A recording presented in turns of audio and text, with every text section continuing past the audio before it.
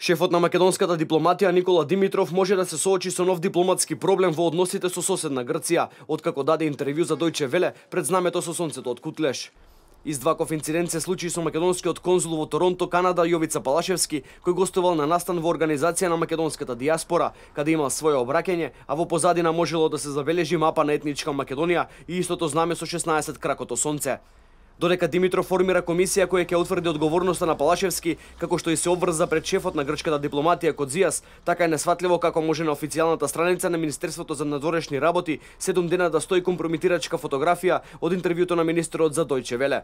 Овие скандали можат скапо да ја чинат Македонија во односите со Грција, која може повторно да ја обвини земјата дека во континуитет ја прекршува времената спогодба. Провладините медиуми ова го оценија како најголем дипломатски скандал, а реагираше и грчката страна по дипломатски пат. На Палашевски дури му се заканува и дисциплинска постапка. Нема да дозволам излети против Уставот на Република Македонија, а недозволиво е грешките да се пикаат под килим.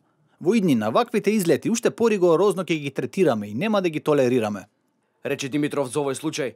Од Министерството за надворешни работи во врска со интервјуто на министерот велат дека во воведот на интервјуто новинарот на Дојче Веле се осврнал на наративот што ја осликува реалноста на климата што ја создаваше претходната влада и додава дека македонското МНР е цврсто решено да го почитува Уставот на Република Македонија и сите преземени меѓународно правни обврски, вклучувајќи ја и времената спогодба помеѓу Македонија и Грција согласно македонските национални интереси.